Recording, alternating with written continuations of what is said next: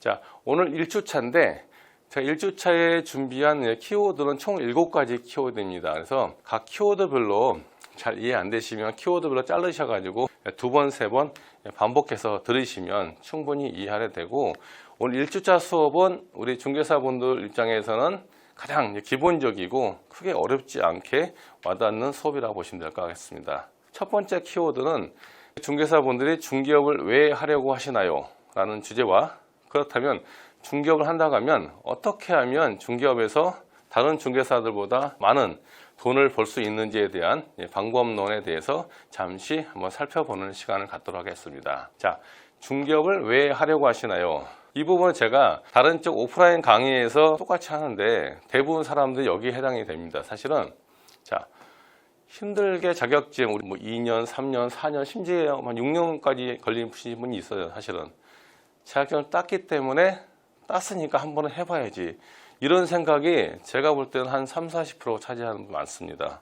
절대 이런 생각으로 이 중개업에 접근했다가는 100점 100패입니다. 혹시라도 여기 한 6-7가지 제 사항을 안내해 드릴 텐데, 여기에 우리 중개사분들이 만약 해당이 된다, 그러면 지금부터라도 정신 상태를 다시 한번 뜯어 보시고 새롭게 접근하셔야지, 이 상태로는 여러분의 중개업 임해봤자 기존의 선배들을 이길 수 없다고 봐도 될 것 같습니다.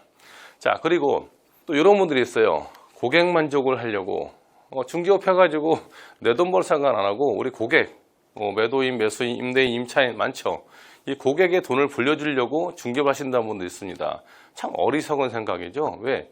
내가 돈을 벌어야죠. 왜 고객 돈을 벌어야 됩니까?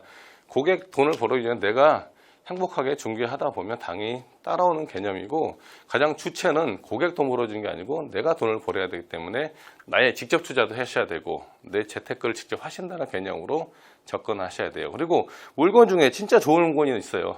특히 요즘처럼 금매가 나왔을 때 그 물건을 고객한테 소개하면은 중개보수 얼마 받겠습니까? 내가 사야겠죠. 이런 식으로 이런 과정도 제가 중간중간 팁을 좀 안내해 드리겠습니다. 또 이런 분들이 있습니다. 투자하려고, 마찬가지죠. 투자하려면 중개와 부동산 투자는 완전히 틀린 개념입니다. 부동산 중개는 말 그대로 우리 서비스, 영업직이에요. 영업직.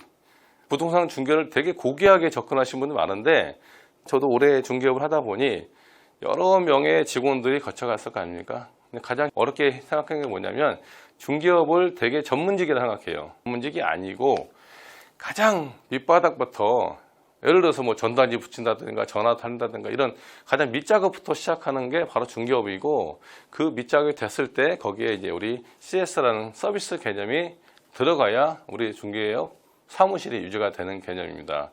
심지어 요즘에 우리 병원들 많이 가시죠. 병원 가면 병원 원장님 예전처럼 도드하게 있지 않죠. 병원도 망한 데 많죠. 망한 데 대부분이 어떤 공통점이 있겠습니까? 바로 서비스가 마인드가 없고 불친절한 데는 무조건 망합니다. 마찬가지로 우리 중개업, 변호사, 의사 다 마찬가지 개념이죠. 법무사 마찬가지고, 모든 이 분야가 영업직, 서비스의 직이라는 개념을 접근하셔야 되고, 이렇게 투자하시려고 하면 사무실 내지 말고 그냥 재테크 쪽으로 나가세요. 자, 또 뭐가 있을까요? 이것도 많죠. 백수는 싫어서 사무실 하나 차려놓고 여가를 즐기려고. 제가 그 박물관 교육할 때 보니까 한 50% 정도 이상이 거의 한 55세에서 65세 사이에 계신 분들이 많았습니다. 특히 남성, 여성 비율은 반반 정도 있을 텐데, 이런 분들의 공통점이 있어요. 명예퇴직하고 뭔가 자격증 땄는데 사무실 하나 차려놓고 직업이 뭐세요 하면 명함작업 개념으로 중개업 자체를 너무 편하게 생각하시는 분 많습니다. 근데 중개사분들을 이렇게 창업하시면 시간이 너무 아깝지 않습니까? 100점 100패를 떠나서 시간적으로 너무 아까운 부분이 있기 때문에 이렇게 접근하시면 안 되겠습니다. 자, 그리고 본인의 자아실현을 하려고 부동산 중개업을 하면 안 되겠죠. 마지막으로 투잡으로 부동산 중개업 자체를 하나만 몰빵해도 안 되는데, 이거를 다른 일 하면서 투잡으로 같이 한다, 다른 일 하면서 우리 지인들이 물건 소개해달라, 사달라 할 때 간간히 중개업 하겠다, 이런 아니란 생각으로 접근하는 사람도 의외로 많습니다. 지금 여기 제가 2, 6가지를 소개해 드렸는데 여기에 해당되신 분들이 상당히 많으실 거예요. 혹시라도 이 중개사분들 여기 해당되신 분이 있으면 과감하게 정신 상태에 뜯어 고치시고 새롭게 새롭게 중개업에 대한 생각을 하셔야지만이 살아남을 수 있습니다. 특히 요즘에 우리 중개사분들 전화 통화하면 대부분이 놀고 계세요. 지금 거래 절벽이잖아요. 왜냐하면 부동산 쪽에 한 70% 정도는 주거용 부동산에 몰빵을 하다 보니까 대다수 분들이 지금 아파트 쪽 거래가 절벽이죠. 그렇죠. 물론 지금 촬영 기준 오늘이 7월 25일인데 종합부동산세에 대한 다주택자 완화는 해줬지만 금리 인상이 계속적으로 치고 올라가기 때문에 이 상황 올해 연말까지는 거래 절벽이 이어질 수밖에 없다는 상황이거든요. 이럴 때 맨날 놀고만 있을 수 없잖아요. 그러니까 남과 다른 좀 차별화된 남들이 일 안 할 때 엉덩이 무겁게 앉아있을 때 나는 움직이고 적극적으로 뭔가를 할 수 있는 중개 마인드를 가지고 하셔야지 이러한 아니란 생각으로 야 차려놓으면 그래도 뭐 꾸역꾸역 사무실 못 내겠어? 이런 생각 절대 안 됩니다. 명심하시기 바라겠습니다. 자, 결론적으로 저는 그렇습니다. 제가 중개업을 누가 물어보면 우리 대표님은 중개업을 왜 하려고 하시나요? 할 때 돈 벌려고 하는 거아니거든. 그렇죠? 밤새 돈 세려고 하는 거죠. 결론적으로 딱 까놓고. 그렇죠? 그래서 이런 멋진 스포츠카 타고 싶은 게 남자 중개사분들의 로망이실 거고, 그리고 요즘처럼 꼬마 빌딩이라도 하나 내가 건물주가 되는 게 사실 목표가 아니겠습니까? 그래서 결론적으로 이렇게 내 가족의 패밀리라고 하죠. 내 가족을 행복한 가정을 유지하는 게 가장 중요한 목적이겠죠. 이 가정을 유지하기 위한 가장 중요한 게 뭐겠습니까? 바로 경제적인 머니겠죠, 머니. 이 머니가 지탱이 안 된 상태에서 가정 유지한다는 건 쉽지 않습니다. 그래서 우리 중개사분들이 지금 보시는 분들이 개공도 있으실 거고, 예비 창업자분들 있으실 거고, 아니면 지금 라이센스를 준비하고 열심히 공부하시면 계시겠지만, 어쨌든 나중에 중개업을 한다는 생각할 때는 철저하게 내 중개업을 통해서 돈을 벌겠다는 생각을 가지고 접근하셔야 돼요. 고상하게 다른 핑계 대지 마시고 철저하게 돈을 벌겠다 이런 생각으로 접근을 하시라고 말씀을 드리겠습니다. 가장 중요한 부분입니다. 이게 해결이 안 되면 사무실 자체가 유지가 안 된다고 보시면 될 겁니다. 현실입니다. 그러면 우리 중개사분들이 이제 중개업을 딱 시작했다고 칠 때 어떻게 하면 가장 돈을 많이 벌 수 있을까요? 중개업에서 간단합니다. 정답은 저도 많은 분야, 주거용 입주장이나 다 해봤죠. 토지, 공장 다 해봤지만 그래도 저는 상가 쪽 분야가 좀 맞아서 제가 내린 결론은 단순합니다.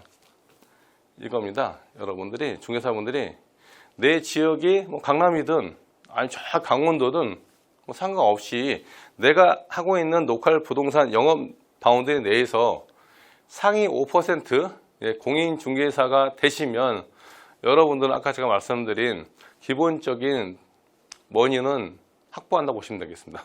이 상위 5% 공인중개사에 들었을 때 여러분들이 정말 일하기 싫어도 이때는 그냥 자동적으로 돌아가요.